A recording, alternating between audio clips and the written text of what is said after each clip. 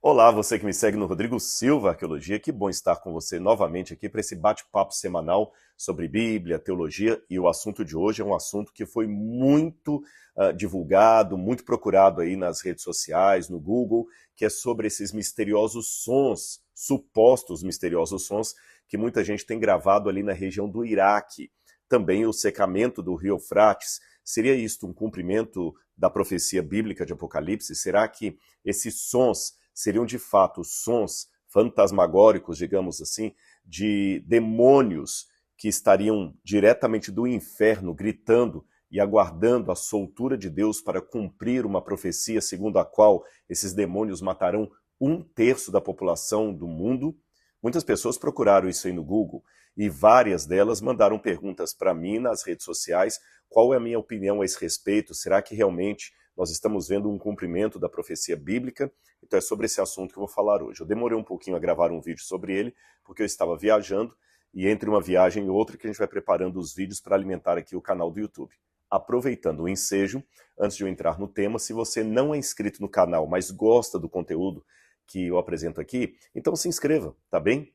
Coloque aí também o sininho de notificações ativado, para que sempre que eu postar um vídeo novo, você seja avisado, o algoritmo entenda que você se interessa por aquele assunto, e assim você está ajudando o crescimento desse canal aqui. E também convido você a me seguir nas outras redes sociais, lá no Instagram e também no Facebook. E sempre o endereço é o mesmo, Rodrigo Silva Arqueologia. Fácil de encontrar ali, tá bem? Vamos então a esta questão bíblica. Acho que não preciso nem entrar em muitos detalhes sobre o que estão dizendo por aí, mas talvez para o benefício daqueles que não ouviram falar do assunto, que eu acho que seriam poucos, há muitos vídeos na internet, às vezes apenas um áudio, às vezes um áudio com um vídeo, gravados supostamente no Iraque, com sons horríveis, horripilantes, vindos do fundo de um buraco, às vezes de uma caverna, que as pessoas atribuem a serem sons de vozes de demônios diretamente do inferno. E também nós estamos acompanhando, isso aqui é verdade, nos noticiários, uma crise de água, uma crise hídrica ali no Iraque. O rio Eufrates está literalmente perdendo o seu volume de água, e muitas pessoas atribuem isso aí ao cumprimento de uma profecia do Apocalipse. Eu vou ler para você aqui as passagens bíblicas que normalmente são atribuídas tanto a esse secamento do rio Eufrates que estamos acompanhando, esse evento ecológico, esse desastre ecológico, bem como a esses supostos sons de demônios que estão sendo gravados e colocados aí, postados na internet. O primeiro texto do Apocalipse, que muita gente pensa que teria relação com isso aí, seria Apocalipse capítulo 7, versículos 1 em diante, que dizem assim: Depois disso, vi 4 anjos em pé nos 4 cantos da terra, segurando os 4 ventos da terra, para que nenhum vento soprasse sobre a terra, nem sobre o mar, nem sobre árvore alguma. Vi outro anjo que subia do nascente do sol, tendo o selo do Deus vivo. Ele gritou com voz forte aos 4 anjos, aqueles que tinham recebido o poder de causar dano à terra e ao mar, dizendo: Não danifiquem nem a terra, nem o mar, nem as árvores, até marcarmos com um selo a testa dos servos do nosso Deus. A outra passagem que geralmente ligam para fazer esse combo profético seria Apocalipse capítulo 9, versículos 13 em diante, que diz assim: O sexto anjo tocou a trombeta e ouvi uma voz que vinha das 4 pontas do altar de ouro que se encontra na presença de Deus, dizendo ao sexto anjo, o mesmo que tem a trombeta: Solte os 4 anjos que estão amarrados junto ao rio Eufrates. Então foram soltos os 4 anjos que se achavam preparados para a hora, o dia, o mês e o ano, para que matassem a terça parte da humanidade. O número do exército, da cavalaria deles, era de 20.000 vezes 10 milhares. Eu ouvi o seu número. Então aqui, para começar, muitos pensam que esses 4 anjos aqui que estão atados junto ao rio Eufrates seriam os mesmos 4 anjos mencionados em Apocalipse 7, que Deus autorizou trazer dano à terra.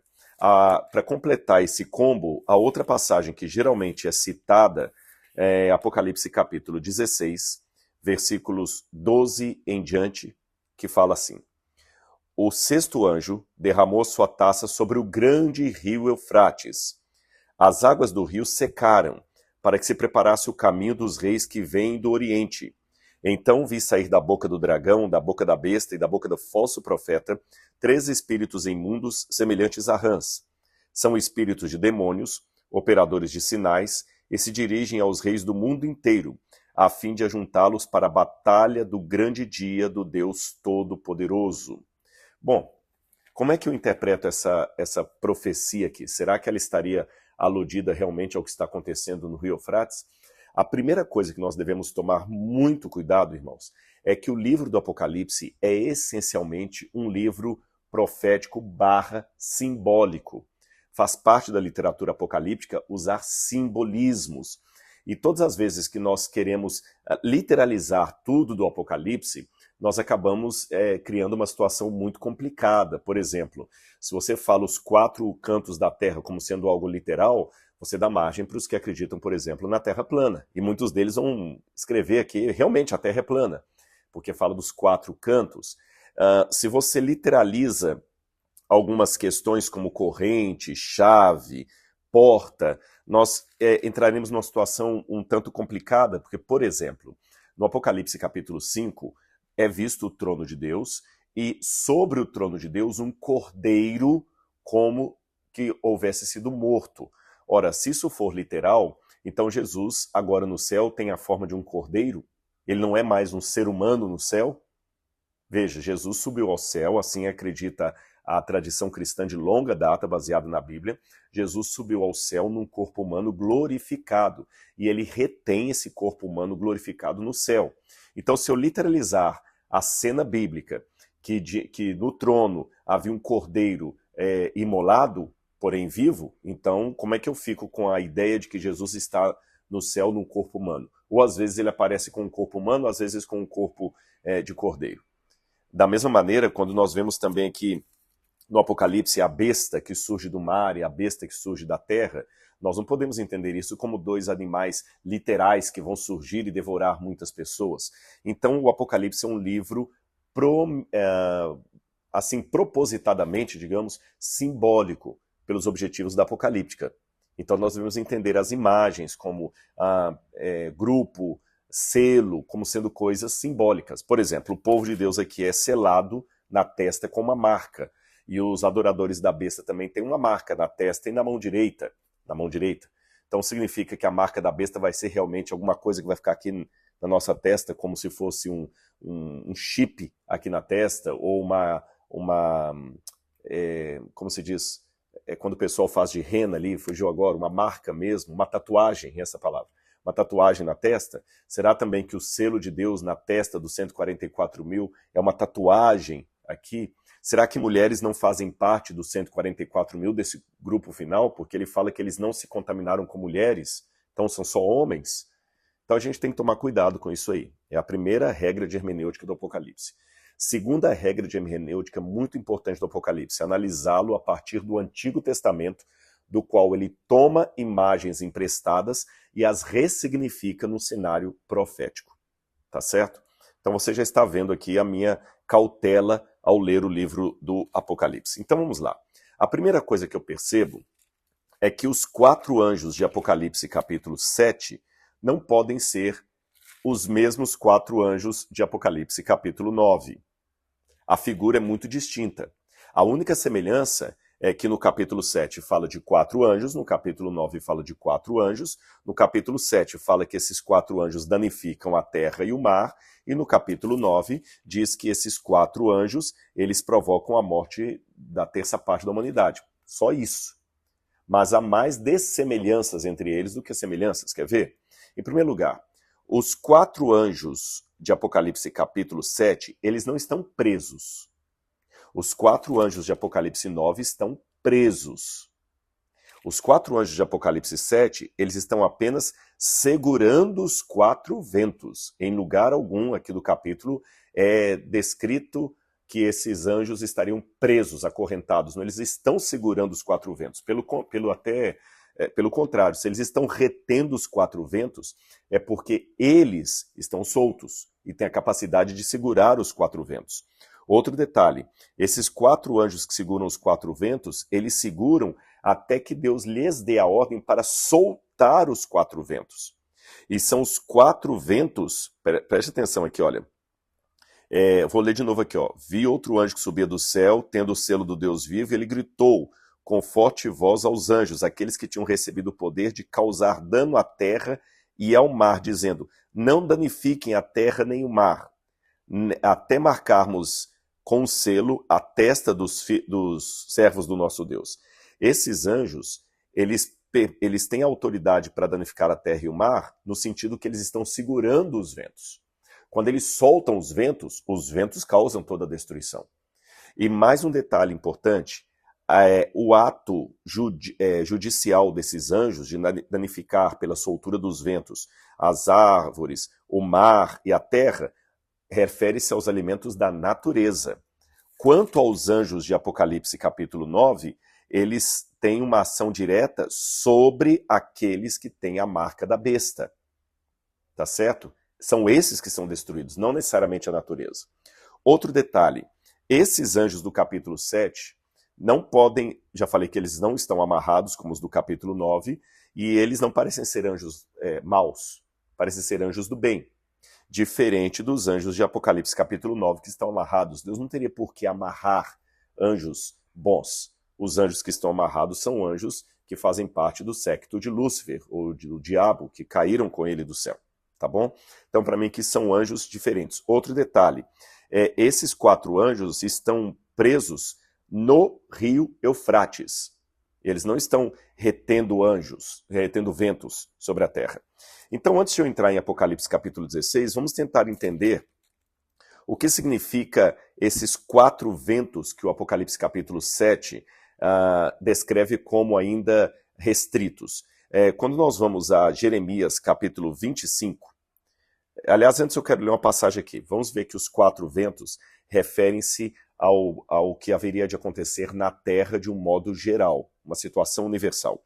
Zacarias capítulo 6, versículos 1 a 8, fala uma imagem semelhante, e o Apocalipse bebe muito no Antigo Testamento.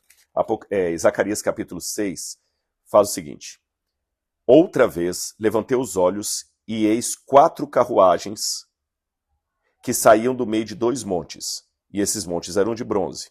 Na primeira carruagem os cavalos eram vermelhos, na segunda eram pretos, na terceira eram brancos, na quarta eram baios, todos fortes. Então perguntei ao anjo que falava comigo: Senhor, o que é isso? E ele disse: são os 4 ventos do céu que saem de onde estavam diante do Senhor de toda a terra. Então esses 4 ventos saem e eles são ao mesmo tempo ventos e carruagens. Ora, vento na Bíblia é a mesma palavra para espírito, e os anjos também são chamados de espírito. Se você notar, esses anjos saem para danificar a terra. Em Apocalipse capítulo 6, você tem os selos, e os 4 primeiros selos também mostram cavaleiros em seus cavalos, com a ordem de danificar a terra. Eles saem com a ordem de danificar a terra. A mesma imagem de Zacarias capítulo 6. E aqui diz assim, ainda no verso Zacarias capítulo 6, versículo 7. Assim os cavalos fortes saem, forcejando para seguir diante para percorrerem a terra. O Senhor lhes disse: vão e percorram a terra. Eles percorriam a terra. Então ele me chamou e me disse: eis que aqueles que saíram para a terra do norte fazem o meu espírito repousar na terra do norte. Ou seja, são anjos que saem para trazer os juízos de Deus. E aqui em Apocalipse 6 você tem os juízos de Deus. Agora, tudo indica que esses juízos ainda estavam agindo na terra de maneira um tanto limitada, porque os ventos ainda estavam sendo presos. Ou seja, esses ventos não estavam na sua força total. Porque quando esses ventos estiverem na sua força total, até o povo de Deus também poderá ser perseguido. Olha o que diz Jeremias capítulo 49, verso 36. Jeremias capítulo 49, versículo 36. Jeremias 49, verso 36. Deixa eu ver aqui. Está aqui. 49, verso 36. Diz a palavra de Deus assim: trarei sobre Elão os 4 ventos dos 4 cantos da terra, e os dispersarei na direção de todos esses ventos, e não haverá país aonde não cheguem os fugitivos de Elão. Então, veja bem, ventos que vão espalhar as pessoas, que elas vão sair correndo desesperadas. Quando a gente vai para Jeremias 25, 32, tem um complemento disso aqui. Jeremias 25, 32. Jeremias 25, 32 diz assim na palavra de Deus. Vou ler para vocês aqui. Vamos ler, Jeremias 25, 32. Assim diz o Senhor dos Exércitos: eis que a calamidade passa de nação para nação e grande tempestade se levanta dos confins da terra. Então nós vemos que aqui os 4 ventos que são retidos não se refere a nenhuma voz fantasmagórica que venha de baixo, mas esse poder refreador de Deus que ainda impede os poderes das trevas de espalharem a humanidade de maneira assim solta. O mal age nesse mundo, é claro. Há guerras, há rumores de guerras, mas de maneira ainda limitada. Deus não ainda permitiu que esses ventos soprassem. É uma cena bem distinta do que nós temos aqui na sexta trombeta. Agora vamos ver a sexta trombeta. A sexta trombeta fala da soltura dos anjos que estão amarrados no grande rio Eufrates. É outro cenário. Não são anjos que retêm ventos. São anjos que são soltos. Para quê? Para matar, naquele momento, a terça parte da humanidade. Como é que a gente pode entender isso aqui?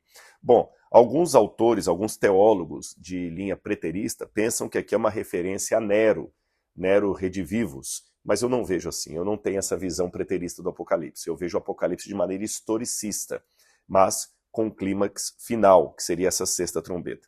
Como é que a gente pode interpretar? As trombetas aqui parecem juízos de Deus dados a todos aqueles que atacaram o povo de Deus. E aqui o cenário não é diferente. Quando a gente vê, por exemplo, essa referência ao rio Eufrates, entenda que o rio Eufrates é na Bíblia sempre marcado como tanto os limites do Jardim do Éden, como também o grande lugar onde estava a Babilônia. Sempre o rio Eufrates era a glória da Babilônia. E em várias passagens da Bíblia Sagrada, o Eufrates é mencionado como o símbolo do orgulho, da glória da Babilônia, que a fazia repousar tranquila em sua capital, porque a capital da Babilônia passava o rio Eufrates no meio da capital da Babilônia. Você tem 2 Babilônias, tem a Babilônia Império e tem a Babilônia cidade da Babilônia. Tanto é que em inglês você tem as 2 palavras. Quando você fala Babylon, você está falando justamente do reino da Babilônia. Quando você fala da cidade da Babilônia, corrigindo. Quando você fala Babilônia, você está falando do reino da Babilônia. Em português, nós temos apenas uma palavra, Babilônia, para se referir tanto ao império quanto à cidade. Mas entenda que é a mesma coisa que nós dissermos São Paulo, Estado, e São Paulo, capital.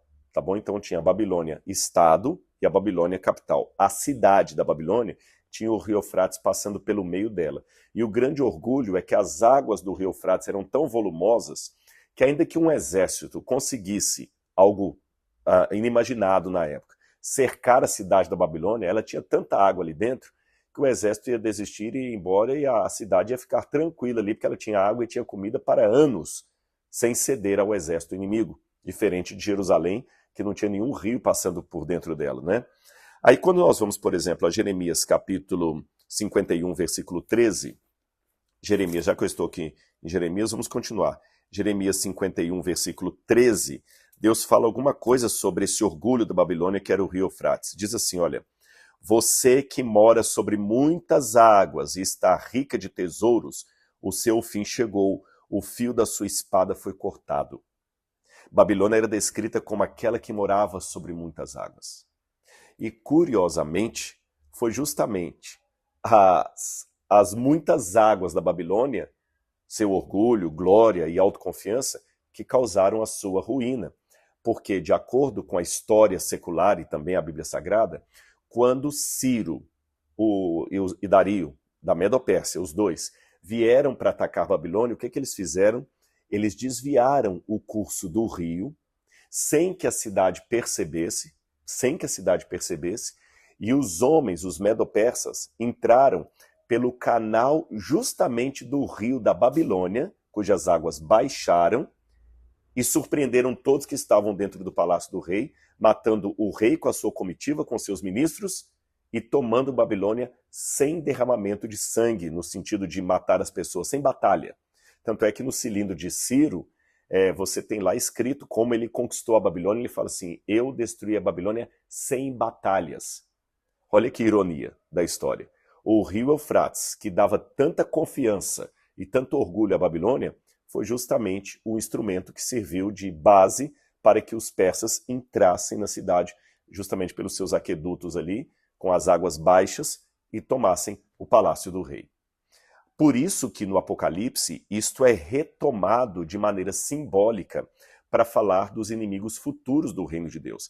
Entenda o seguinte: a Babilônia foi algo que trouxe tanto trauma para o povo hebreu, que sempre que eles queriam falar dos inimigos de Deus, ou dos inimigos do povo de Deus, eles referiam à Babilônia. Não só na Bíblia. Você tem, por exemplo, documentos judaicos encontrados entre os manuscritos do Mar Morto, que quando vão falar de Roma, que era, naquela época, a grande inimiga do povo de Deus, eram os romanos que estavam pressionando os judeus ali com impostos pesados, que haviam dominado a Judéia, a Galileia.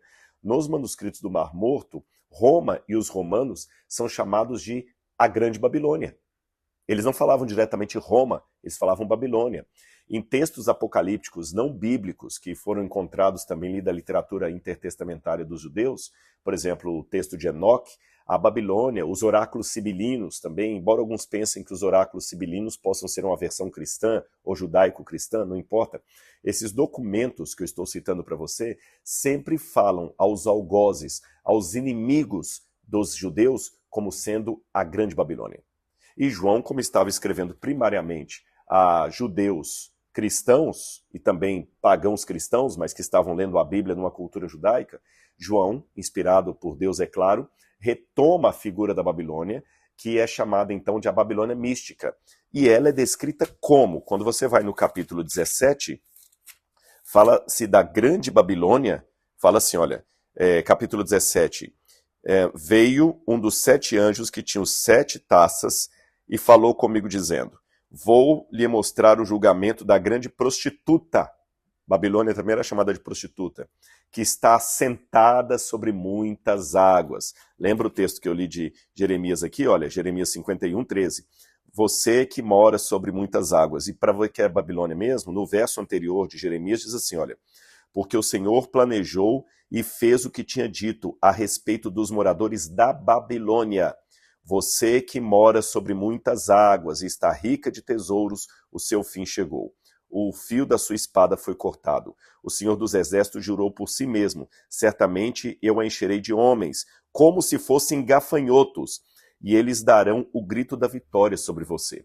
Aí você vai em Apocalipse 17, fala da prostituta que está sentada sobre muitas águas, e no capítulo 18 é dito: depois dessas coisas vi descer do céu outro anjo que tinha grande autoridade, e a terra se iluminou com sua glória, quando exclamou com potente voz, dizendo: caiu, caiu a grande Babilônia, e se tornou morada de demônios, refúgio de toda espécie de espírito imundo e esconderijo de toda ave imunda e detestável.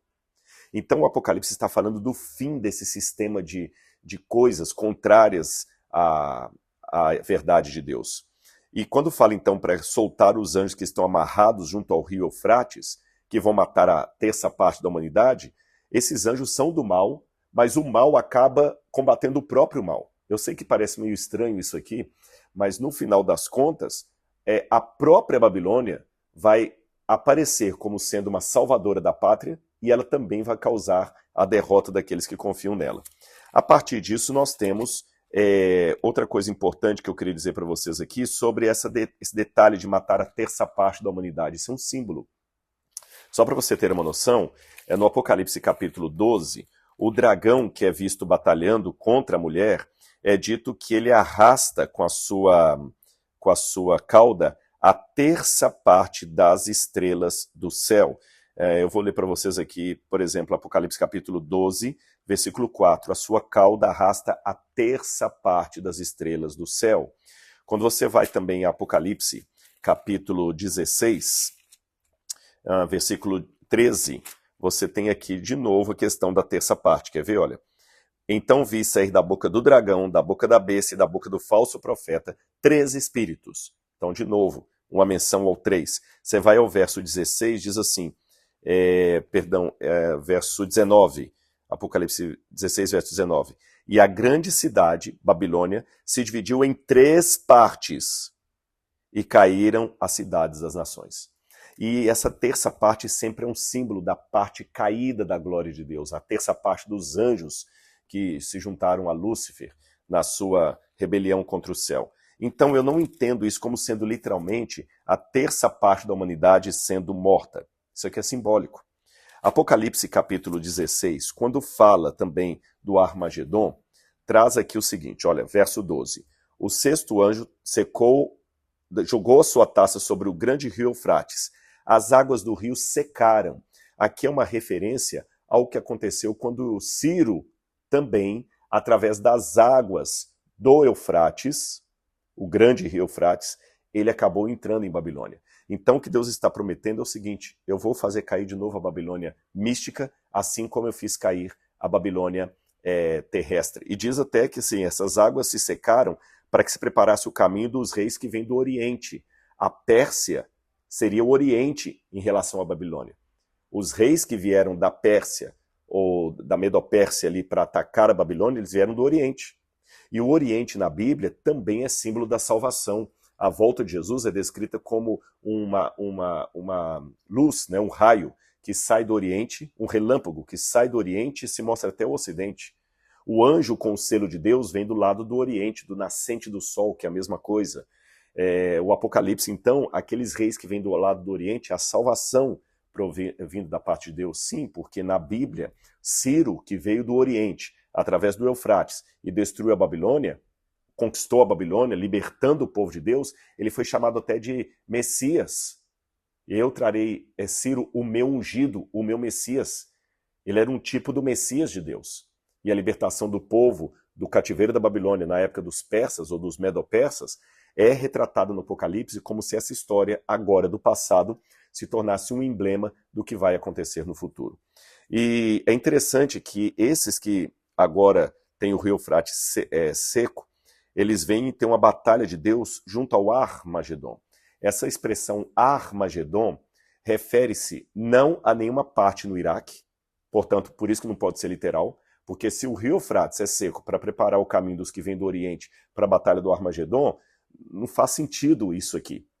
Você está entendendo? Agora, como é que nós devemos entender isso? No passado, o rio Eufrates era o caminho obrigatório de todos os reis que viessem para a região de Israel. Eles tinham que passar, os reis do norte, é claro, não os reis do sul. Os reis do norte, eles tinham que passar pelo Eufrates. Então a Assíria, quando veio atacar Samaria, ela passou pelo Eufrates. Por isso até que tem um salmo que fala até a esse respeito dos reis que vêm da parte do Eufrates. Quer ver? Eu vou ler para vocês aqui. Eu vou ler Jeremias capítulo 47, versículo 2, por exemplo. Jeremias capítulo 47, versículo 2. Apenas a guisa de ilustração. Jeremias 47, versículo 2, diz assim, olha.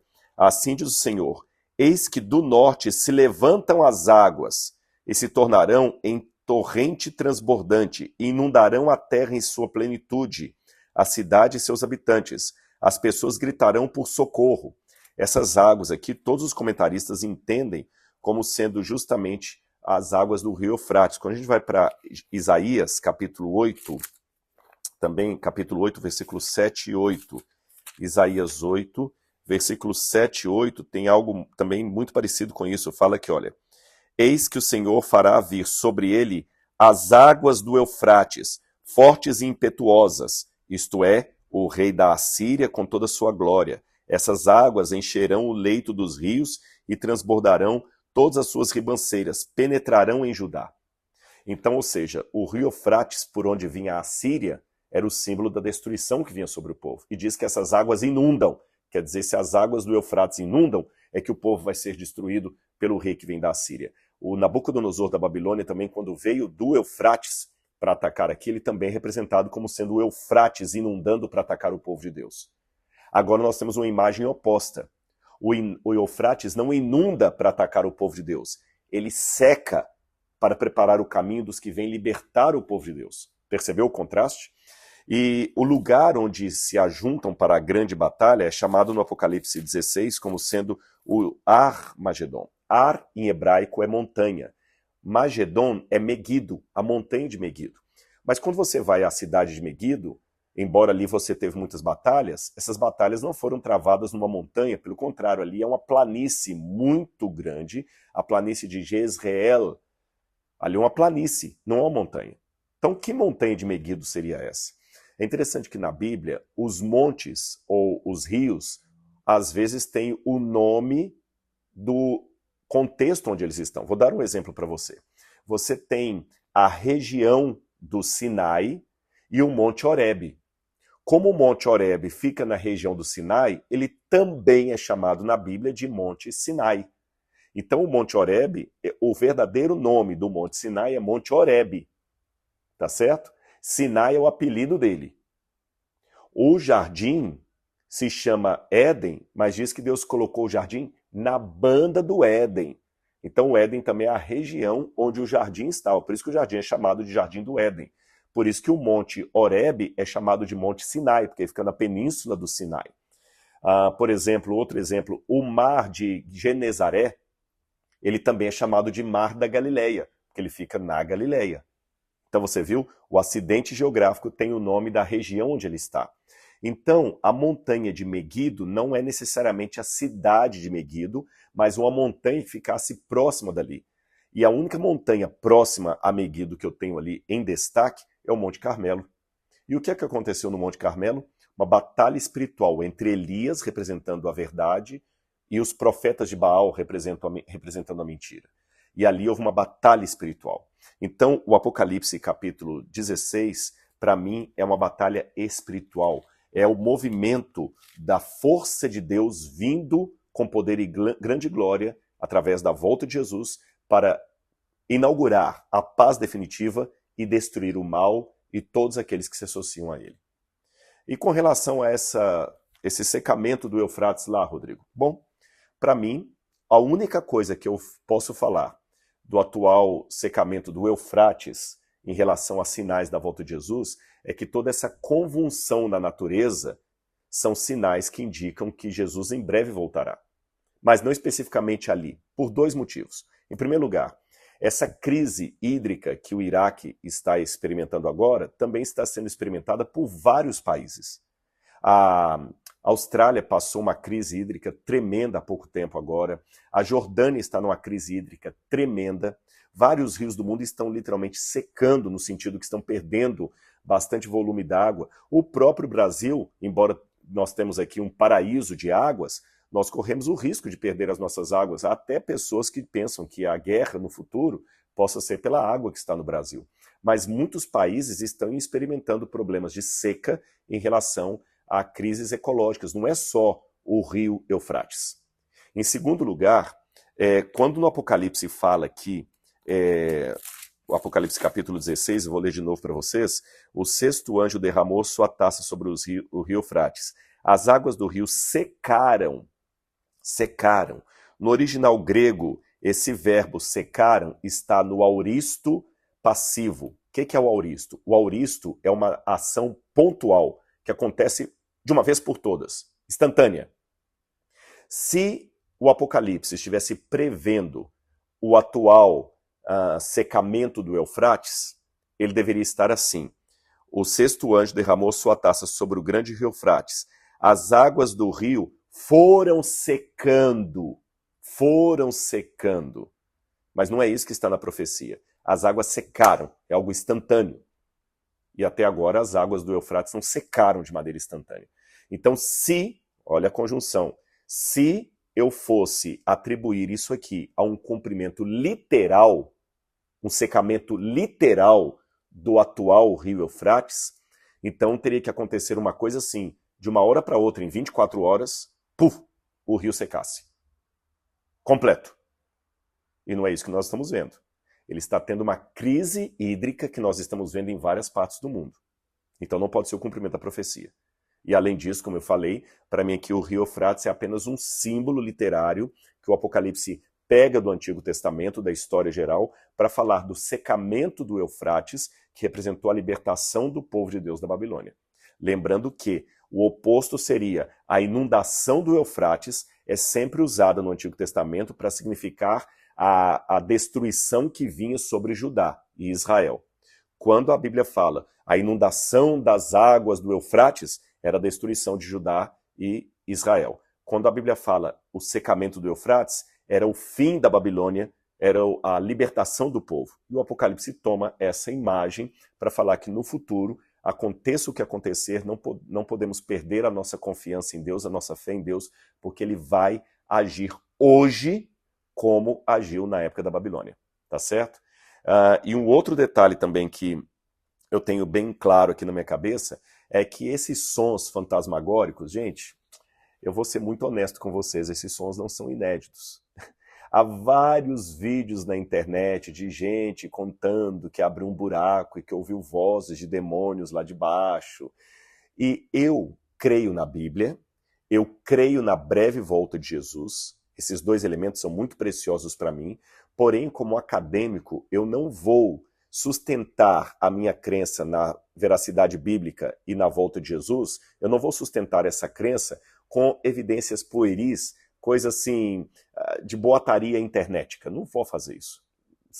Isso não seria pensar de maneira crente. Seria, vou até fazer um trocadilho, fazer isso não seria raciocinar de maneira crente.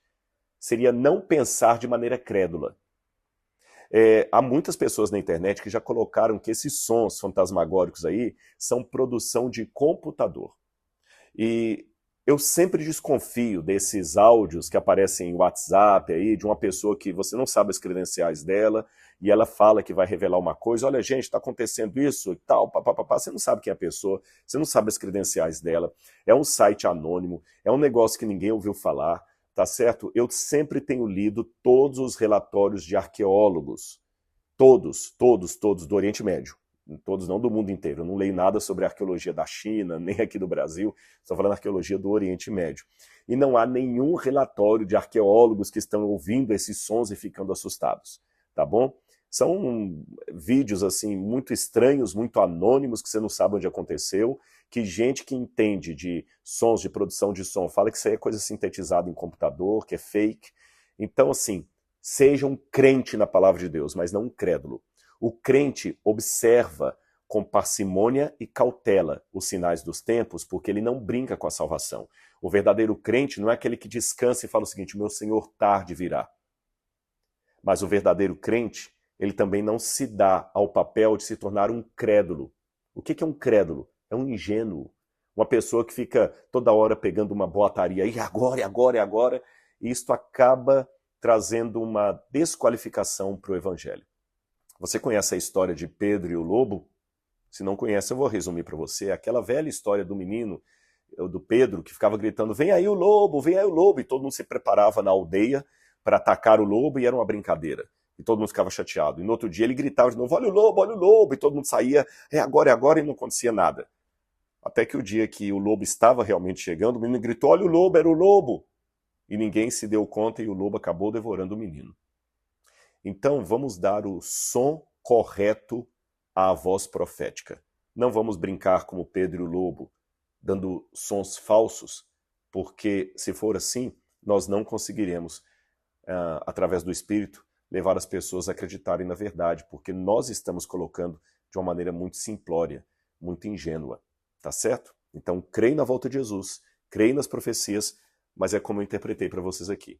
Não acredito que são coisas literais que vão acontecer aí, o Eufrates secar e os diabos começarem a gritar lá do fundo. Não. Não é esta a hermenêutica que sustenta a leitura do Apocalipse.